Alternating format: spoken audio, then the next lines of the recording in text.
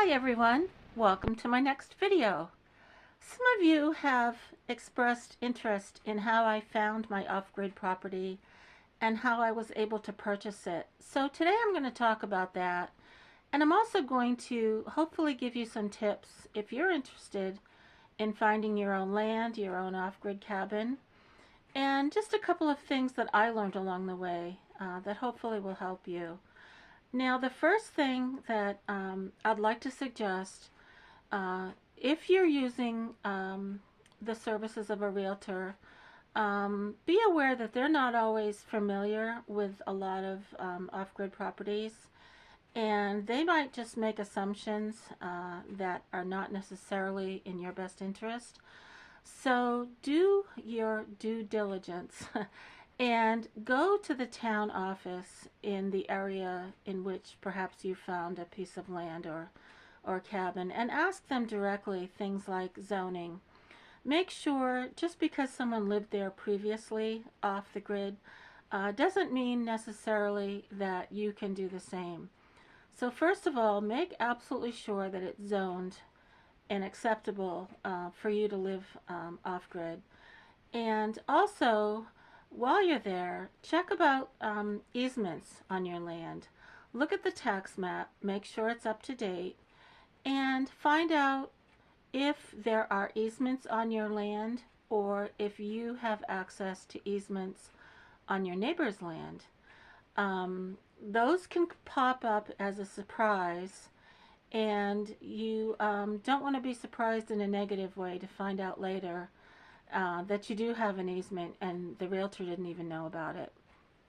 I have an easement on my land, but it's across a very small corner of the far edge, and I don't really care. It doesn't affect my access at all. But some properties even have shared driveways, and that would be a deal breaker for me, especially in the winter. You don't know how things are going to go with your neighbor. It might start out great, it might not end well. So that's another thing to consider and to find out ahead of time. Another thing is something that popped up when I purchased this property, and that is that unbeknownst to me, FEMA had designated my property as being in a flood zone. Now, this didn't show up until I went to the bank for financing, and financial institutions are obligated by law to require flood insurance if FEMA designates your property to be in a flood zone.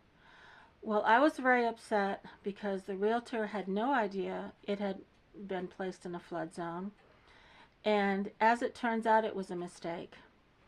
And I was able to hire a surveyor at a very nominal fee and correct the records in FEMA. But that's something you absolutely want to make sure, because that can really impact your resale if it is in a flood zone. And that was very important to me. Now, going back to the purchase, when I first started looking, I wasn't quite sure where I wanted to live, but I knew that I did want to have access to the ocean or even be right on the ocean. I wanted privacy. I wanted to let my dogs out of my back door and let them run free in the woods. I didn't want to be directly close to someone, and I wanted peace and quiet. Now, I called a few realtors in the beginning, and they all laughed at me, and they said, "No, Barbara, with your budget, there is absolutely no way you're ever going to find a piece of property near the ocean or on the ocean with your budget." Well, rule number one, don't be discouraged if you hear that, because I ended up looking on my own, and I found where I live now. I found my little cabin. Now, always just take your time. And what happened to me was when I first found my cabin, I couldn't afford it. It was on 30 acres, way over my price range. But I kept it in the back of my mind, even though there was a sale pending eventually. It hadn't closed yet, so even though it's a sale pending, it's not a done deal. So I was looking around and I couldn't find anything else that I was really interested in.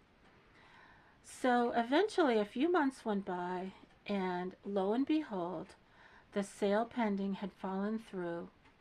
The seller had subdivided, lowered the price, and he offered seller financing, which was absolutely perfect for me. Now, seller financing does not necessarily mean, what is it called? Seller rent to own. It is not a rent to own. It is a legitimate sale with a deed transfer. But the problem with seller financing is it's usually a very short term with a balloon payment at the end. But in regards to that, there's also some really positives to it, because there's no credit check. I was able to purchase my little cabin with a nominal down payment. He benefited from not only receiving the full asking price for the property, but he received the benefits of the interest payments. So it was a win-win for both of us. And 4 years into my loan, my property appreciated in value. My credit score had improved greatly, and I was able to find a local bank and refinance. So seller financing is always an option, and even if your property is not listed as seller financing, ask anyway, because you never know what the seller's circumstances are, especially if they've been trying to sell the property for a while, and you can tell by looking online how long it's been listed. And you can ask the realtor, have there ever been offers? What are the issues with the property? What are people saying about it? So a lot of it is just taking your time, researching where you want to live, knowing that no property will ever be perfect. I was concerned with my very long driveway with a relatively not so steep a hill at the bottom. But again, nothing is perfect, and once you buy it, you can make it your own. I had no well. I still don't. I have to get water from a spring. But again, once you have your property, it's yours, and you can improve it. You can drill a well or have someone install a spring, collect rainwater. You can learn as you go, which is what I'm doing.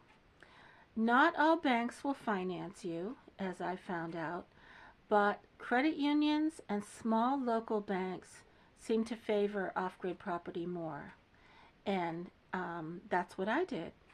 So the other benefit to a small local bank is they won't sell the loan. It's an in-house loan. So I found that very appealing, to know that my loan will never be sold. It's a very small loan with an affordable payment, and I like knowing that I'm dealing with a local bank. So those are just some tips that I learned along the way. Take your time. Yes, realtors can be very helpful, but they're not always familiar with a lot of the issues that off-grid property can have.